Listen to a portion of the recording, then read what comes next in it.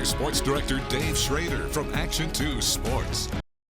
What a moment right here on this stage. The Packers with the draft in their backyard making a trend-breaking pick, with team president Mark Murphy stepping to this microphone and delivering Green Bay its first-round receiver in 23 years, using the 23rd overall selection on Texas wide receiver Matthew Golden. Another trend breaker. It's the first time Brian Gutekunst drafted a player who was in attendance since his first overall selection, Jair Alexander, back in 2018. Golden got to revel in the moment. The crowd of 205,000 at full throat to cheer his addition to their beloved Green Bay Packers. That was the best feeling I had my whole life. I can't even explain it.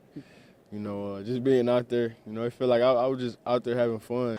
Hey, I'm finna bring that energy, man. I'm glad to be here. It's a blessing. Hey, let me get a Green Bay 3. 1, 2, 3.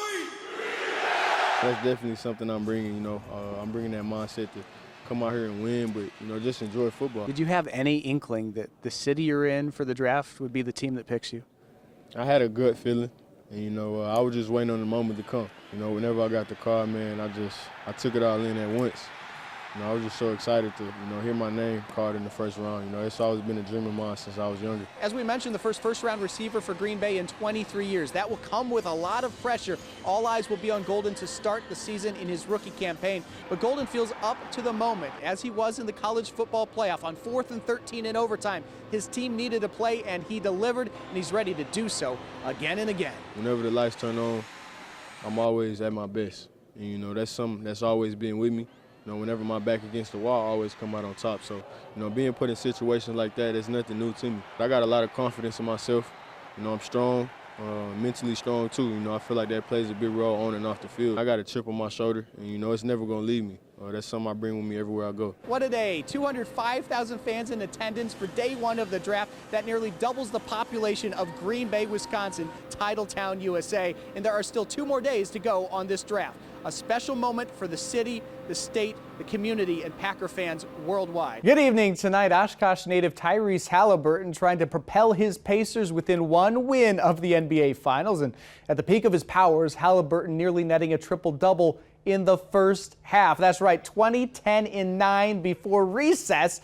And as you know, in these playoffs, crunch time and clutch time has been his time. Last minute of the third, a logo launch. Halliburton cans the 3 to go up by 10. Fourth quarter, Indiana trying to hold on. They blew a 20-point first-half lead in Game 3. Halliburton staying aggressive, makes it 115-102. Knicks get within 6, but Halliburton slashes and scores.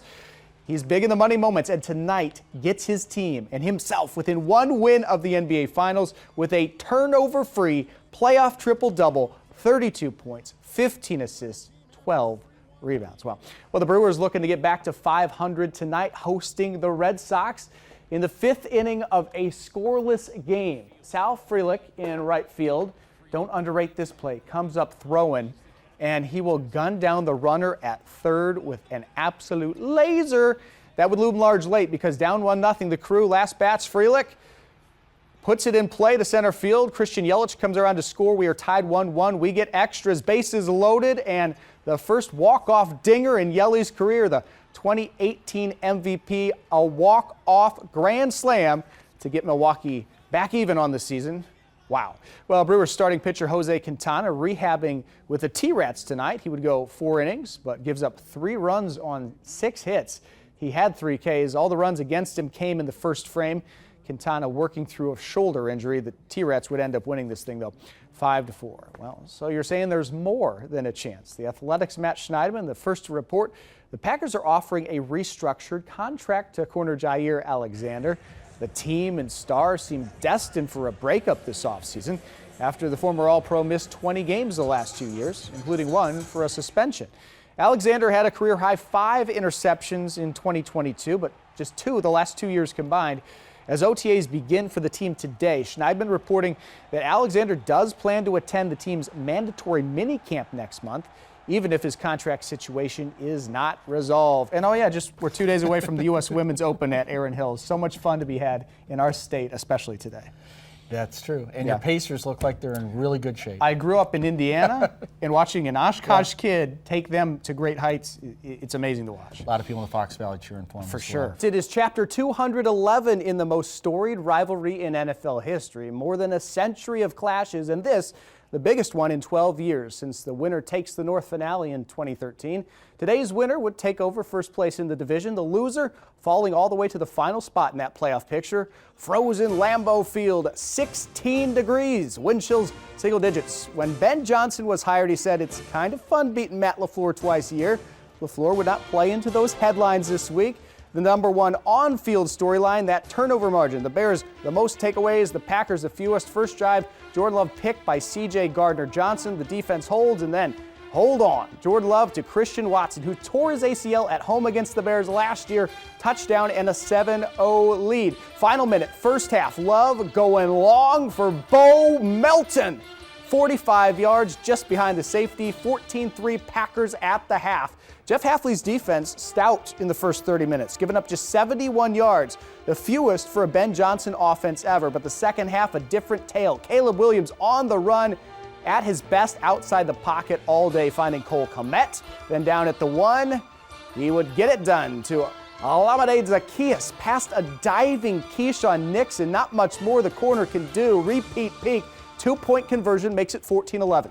The Packers punch back. Love to Watson once more, and he's got the speed that you need. 21.6 miles per hour, 41 yards, and a 10-point lead. But Chicago dominating time of possession, and on 3rd and goal, Williams to Colston Loveland, tie game after a 17-play, 81-yard drive that chews up 8:32. But Love conquers all with a little help from Josh Jacobs. I'll tell you once more before I get off the floor, don't bring me down.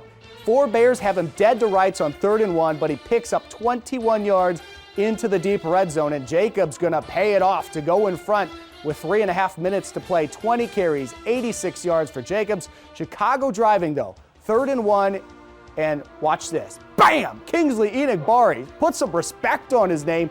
This play easy to overlook, but it forces a make or break 4th and short in the final 30 seconds. Williams using his legs to create space again, but Nixon picks it off to seal the win. Matt LaFleur gets the last laugh today.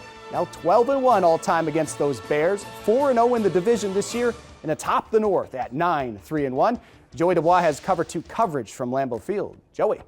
Keyshawn Nixon always says pass breakups pay the rent, but interceptions pay the mortgage. Now Nixon's 16 PBUs this year are already double what he's had in any other season in his NFL career, but he was still searching for that first pick, coming tonight in the biggest of moments. I saw the tight end free, so I knew he was the only person to get the ball. So I just ran to me through the ball. I just think I kind of got high. It was kind of high. Did I jump high? That's what you want. You want the best players to make the big plays, and when they're back against the wall, got to win.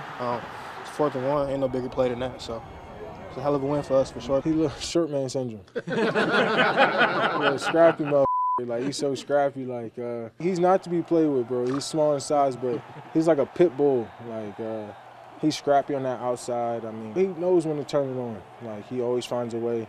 And he's incredibly smart. Like, I don't think people give him his credit. Like, people give him a lot of but I mean, he's having a hell of a year. The craziest part, Nixon wasn't even supposed to be there. I'll say it, he was saving my butt on that play, I must say. We were kind of, all working together, but no, that was definitely my man. Kind of just off instinct, took off and played the flat and was praying that somebody was behind me to make the play on the corner, and sure enough, like Jesus himself. 25 comes out the blue and makes the play. I was just like, thank you so much. Let's not forget about the personal rivalry brewing between head coaches Ben Johnson and Matt LaFleur. Of course, after what Johnson said about LaFleur in his introductory press conference, here's a look at that icy handshake after the game. LaFleur asked about it, saying that this one had no extra personal meaning for him. It's just all about Packers versus Bears. At Lambeau Field, Joe Dubois, Action 2 Sports. Thanks, Joey. We believe Matt, right? Well, against elite opposition, the Packers have mostly looked the part of a true contender this year. And true to form, the coach and quarterback staying aggressive against Chicago, winging it deep to their receivers to win. Eric? Well, early in the week, Christian Watson told us that he wasn't even thinking about the fact that he tore his ACL against this Bears squad. And he has been on quite the tear since returning from that torn ACL. With 5 touchdowns this season, scores in 3 of the last 4 games, including 2 today against that very Bears squad. I mean, as the game was kind of getting going, it was definitely creeping into my mind a little bit. I'm just, so thankful and, blessed to be able to to do what I do, and I'm glad that, you know, today panned out how it did. Jack of all trades, Bo Melton also delivering in a big way. Melton, who spent most of the offseason as a cornerback, hauling in the second TD grab of his career.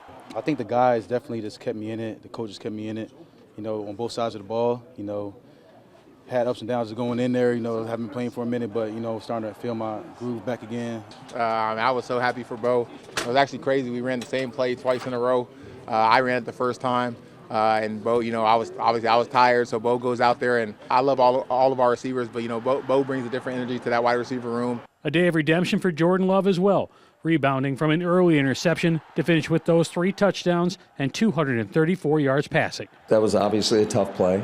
Outside of that, man, I thought he did a really good job, number one, taking care of the ball, but just making huge plays. Bad decision, something that obviously it happened, and it's all about overcoming that. And, you know, we put our defense in a tough spot, and they were able to overcome that. Hey, obviously you want to limit those and not have that situation right there, but just got to keep going. Also returning today, Jaden Reed, 53 yards of total offense, including a catch on that final touchdown drive that proved to be pivotal. Reporting at Lambeau Field, Eric Boynton, Action 2 Sports. Thanks, Eric. Still to come, Matt LaFleur on Micah Parsons being held, Josh Jacobs on his Magic Man effort on that final drive. A look at the rest of the league and on the clock, too. Stick around.